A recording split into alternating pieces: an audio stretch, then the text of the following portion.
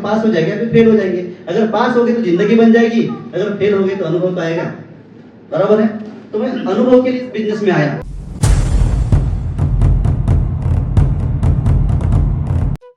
Thank you Shubham sir. Thank you sir. बहुत ही great personality है Shubham sir. जब मिले थे और मिलने के बाद जो उनका मैंने एटीट्यूड देखा था, मैं बोला यार ये सबके साथ बिजनेस करेंगे कि नहीं करेंगे।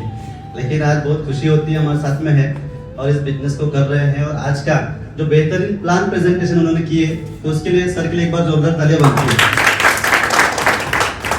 तो तालियां बजाने में आपको ऐसा नहीं लग रहा कि कंजूसी कर रहे हैं? ऐसा है, तालियां बजाने का मौका जो ना बार बार नहीं मिलता। आज यहाँ पर आप आए हो, अगर समझ के चलिए आज यहाँ से आप निकल गए, अभी आप घर गए और घर जाने के बाद अगर आप तालियां बजाएंगे तो क्या बोलेंगे घर के? क्या बोलेंगे? क्या बोलेंगे? समझ के चलिए आप यहाँ से गए एक आध रेलवे स्टेशन में, रेल में बैठे और वहां पे अगर तालियां बजाएंगे तो क्या बोलेंगे लोग? समझ में आ रही बात है? तो फिर तालियां बजाने का इससे अच्छा मौका कहीं मिलेगा नहीं। तालियां बजाने के बहुत सारे फायदे हैं। हमारे रामदेव बाबा बोलते हैं तालियां बजाने से क्या होता है? ब्लड सर्कुलेशन बहुत अच्छा होता है और ब्लड सर्कुलेशन अच्छा होने से हम जवान दिखते हैं। तो आपको आपके जवानी की कसम कर जोरदार तालियां बजानी है। जवान रहना आप लोगों को, इसके लिए तालियां बजाना जरूरी है। तो इसलिए अभी छोटा सा अपना परिचय में बता दूं। मेरा नाम नरेंद्र खोबरागड़े है और मैं महाराष्ट्र के नागपुर जिले के छोटे से तहसील रामटेक से एक छोटे से गांव सीतापुर से रहने वाला हूं। और इस बिजनेस को मैं लगभग अभी 3.5 साल के मुझे ऊपर हो चुका है। मैं इस बिजनेस को रेगुलर फुल टाइम कर रहा हूं। और इस बिजनेस में आने से पहले मैंने बहुत सारे छोटे मोटे काम किए हैं। पैसा एक नीड थी, एक जरूरत थी, क्योंकि पैसे की बगैर आज के समय मुझे लगता है आज के समय में दुनिया चलती ही नहीं। अगर आप घर के बाहर निकलते हैं, जैसे कदम हम डालेंगे तो आजकल टिफिन का डब्बा नहीं देखेंगे, लेकिन पहले जेब में बटुए में पैसा एक नहीं देखा जाता, बराबर है। तो इस वजह से पैसे की अहमियत बचपन से मुझे पता है। बचपन में हमारे घर में कबीलू बनाने का काम था, हम कबीलू बनाया करते थे। कबीलू को काम करते करते करते करते उसके ऊपर से गुजारा हम सभी ने, पूरे फैमिली ने गुजारा किया। हम 5 भाई बहन हैं, 2 बहनें हैं, 3 भाई, 5 और मम्मी पापा, इस 7 लोगों की हमारी फैमिली थी। और बहुत दयनीय खराब परिस्थिति थी, दारिद्र रेशे खालील जीवन, बीपीएल, बिलो पॉवर्टी लाइन ऐसा कुछ था ना, बीपीएल। तो उस लेवल के व्यक्ति थे। 2 रुपए किलो का जो खाना, जो चावल मिलता है ना, राशन, वो चावल पे, उस राशन के ऊपर जिंदगी निकाले है। 10वीं 12वीं तक का एजुकेशन कैसे तो भी कंप्लीट हुआ मेरे गांव में। 12वीं जैसे कंप्लीट हुआ तो अभी आगे पढ़ाई करना चाहिए, तो पढ़ाई के लिए पैसा नहीं था। तो 12वीं के बाद डीएड करने का सोचा कि डीएड हो जाएगा तो बहुत जल्द मुझे कोई जॉब लग जाएगी, टीचर बन जाऊंगा। टीचर बनने के बाद पैसा आएगा, उस पैसे से मैं अपने और अपने मम्मी पापा के फैमिली के सपने पूरे कर पाऊंगा, ऐसा मुझे लगता था, सिर्फ लगता था। इसलिए मैं नागपुर चला गया। नागपुर में जाके मैंने पहले 1 से 1.5 साल पैसा कमाया। पैसा कमाने के बाद में 2 साल का गैप था मुझे 12वीं के बाद में। 2 साल पहले मैंने पैसा कमाया, छोटे मोटे काम किया नागपुर में जाके। वहां पर मैंने कारपेट लगाने का काम किया, दुपट्टे बेचने के काम किया। और वहां से जो मेरे पास पैसा आया, उसके बाद मैंने डीएड में एडमिशन लिया। पैसा ही नहीं था, डीएड करने के लिए 12,000 रुपए भी नहीं थे मेरे पास में उस समय में, क्योंकि घर वाले की कंडीशन इतनी खराब थी, 12,000 रुपए कैसे ला नहीं सकते थे। और उस समय के 12,000 रुपए लाख रुपए के बराबर है, बराबर है। 2010-12 के बाद अगर आप सोच के देखिए, उस समय के 12,000 रुपए 1 लाख के बराबर थे। तो उतना पैसा मेरे पास में नहीं था। तो 2 साल मैंने काम किया और 2 साल काम करने के बाद 12 से 15,000 रुपए जो मैंने इकट्ठा किया था, उस पैसे से मैंने डीएड में एडमिशन लिया, डीएड किया। रामटेक में मेरा नंबर लगा। रामटेक में मैंने दमयंती डीएड करके कॉलेज है, वहां पर एडमिशन किया। रामटेक में छोटा सा 300 रुपए महीने का रूम किया था और उस रूम में रहा करता था। सुबह का खाना वगैरह बनाया करता था। खाना बनाकर मैं 7 किलोमीटर दूर साइकिल से कॉलेज में जाया करता। वहां से 7 किलोमीटर दूर कॉलेज था, डीएड कॉलेज, वहां पर जाता था, दिन भर कॉलेज किया करता था। अब उस कॉलेज में जब डीएड कर रहा था तो प्रैक्टिकल बहुत ज्यादा रहते थे। तो प्रैक्टिकल करने के लिए पैसा लगता है, बराबर है। डीएड में बहुत सारे, डीएड हो गया, इंजीनियरिंग हो गया, प्रैक्टिकल्स होते हैं। प्रैक्टिकल होते हैं क्या कॉलेजेस में होते हैं ना, तो उसके लिए पैसा लगता है। तो पैसा नहीं था, तो दिन में तो कॉलेज कर रहा था, तो दिन में तो काम कोई ढूंढ नहीं सकता, बराबर। तो रात के समय में काम ढूंढना मुझे जरूरी था। तो रात के समय में मुझे कौन सा काम मिलेगा? रात में कौन सा काम मिल सकता है? 12 काम किया मैंने। सर आचार्य सर एक बार उस 12 में अभी लास्ट टाइम आए थे तो मैं लेके गया था। तो उस बार को मैंने दिखा कि यहाँ इस बार में काम करता था। तो बताना ये चाहता हूँ कि दिन भर कॉलेज करता था, रात में बार में काम करता था, वहां से मुझे 800 रुपए महीने के मिला करते थे और कुछ टिप का पैसा जो आता था उससे मैंने अपना डीएड कंप्लीट किया। 2.5 साल जैसे तैसे कैसे भी मेरा वो साल निकल गए, सेकंड नंबर मेरा डीएड में आया। उतना समय निकालने के बाद भी मैंने कैसे पढ़ाई किया मैं सोच के देखिए, फिर भी दूसरा नंबर मेरा आया था डीएड में। यानी समय भी नहीं था फिर भी मैंने दूसरा नंबर लिया।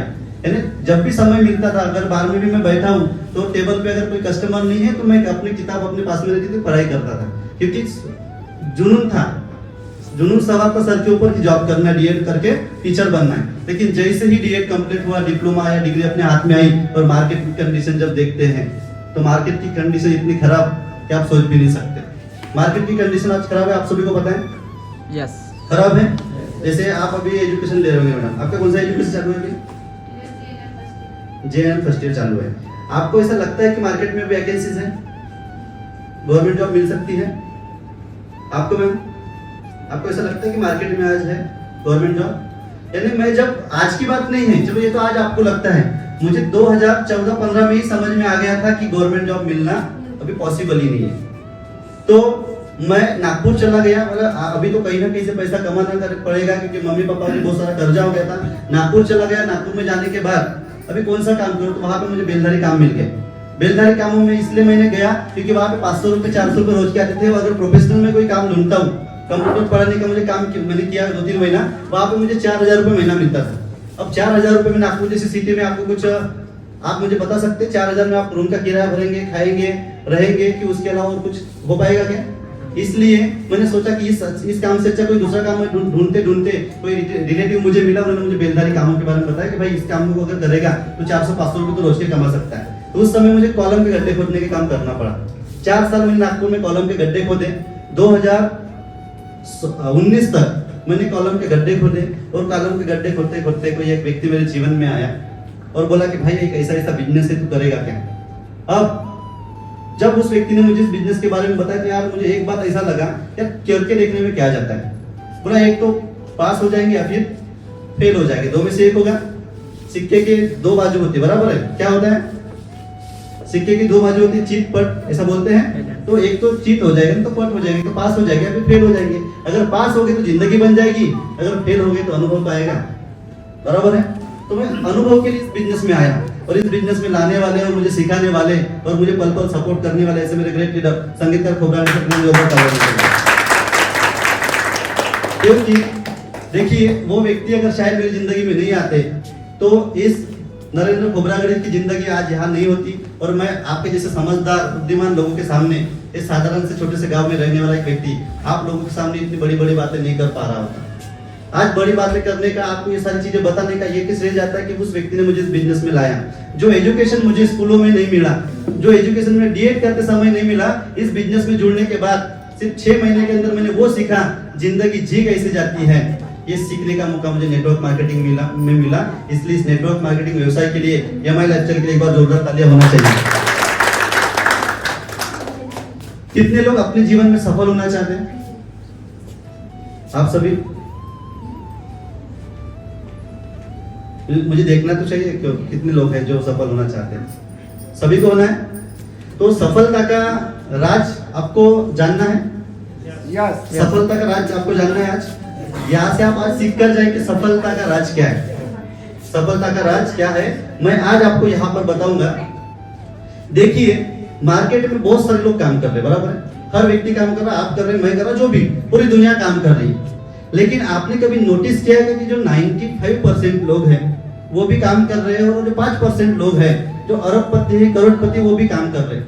लेकिन 5% लोग ही आज दुनिया में सफल हैं और 95% लोग आज भी गरीब हैं। उसका कारण क्या है आप सभी को पता है? पता है? किसी को पता है? बता सकते हैं कि क्यों 95% लोग आज भी गरीब हैं और 5% लोग सफल हैं? किसी के पास इसका आंसर? किसी के पास आंसर नहीं है। मैं आपको बताता हूं क्या करना पड़ेगा सफल होने के लिए। आपको उस काम को करना पड़ेगा अपने जीवन में, आपको उस काम को करना पड़ेगा जो आपको अच्छा नहीं लगता। सफलता का आपको राज बता रहा हूं मैं। आपको उस काम को करना पड़ेगा जो काम आपको अच्छा नहीं लगता। दुनिया के सभी सफल लोगों ने उस काम को किया है जो उनको अच्छा नहीं लगता था। जैसे किताब पढ़ना किसी को अच्छा लगता है क्या? नहीं।